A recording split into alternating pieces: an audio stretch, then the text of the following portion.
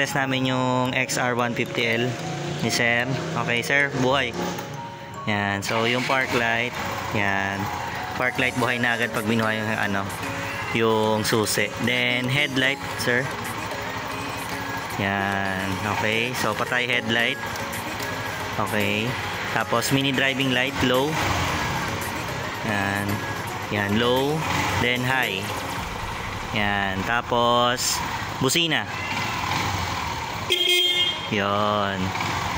Yon. Okay, Sir. Thank you. So, good evening mga ka-smiley. Meron tayong pasyente ngayon, XR150L ng Honda. Ayan. So, nabaklas ko na siya. So, ito ay stock naman. Actually, binalik lang sa stock ni Kuya. Kasi ayaw niya nung may mga accessories. Pero this time, kailangan natin siya i-battery operated. So, trinace ko yung XR150L. So, simple lang ang pagbabattery operated sa kanya. So, dito, ang tatargetin nyo lang po is tong regulator. So, puputulin nyo lang po yung yellow wire.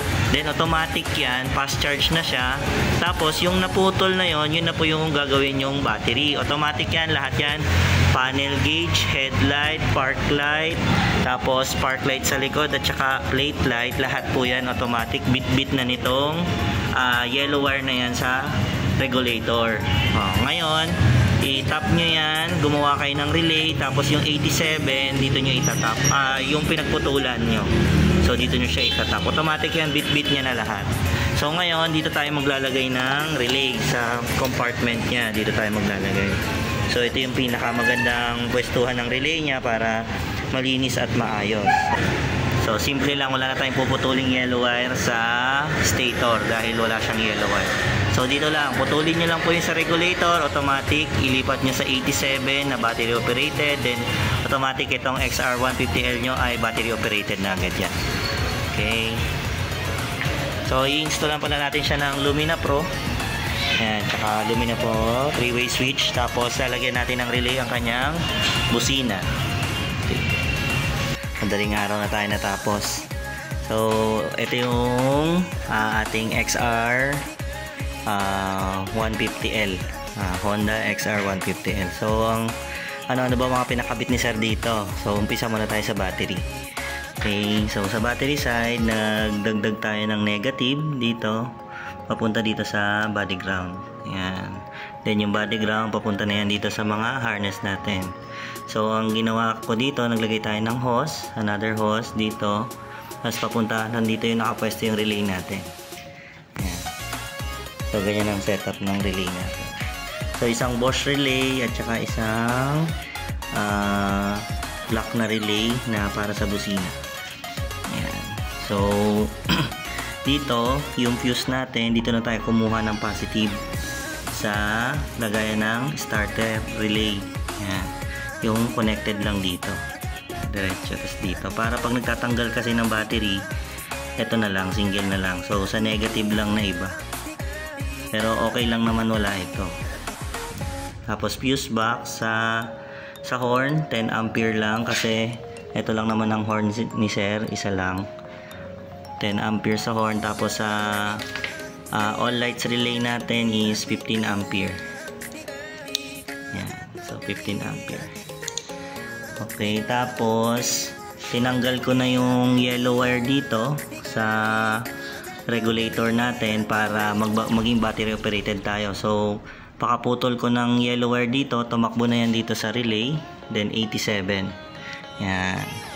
Tapos yung trigger, syempre kumuha na tayo ng trigger dyan sa loob, positive.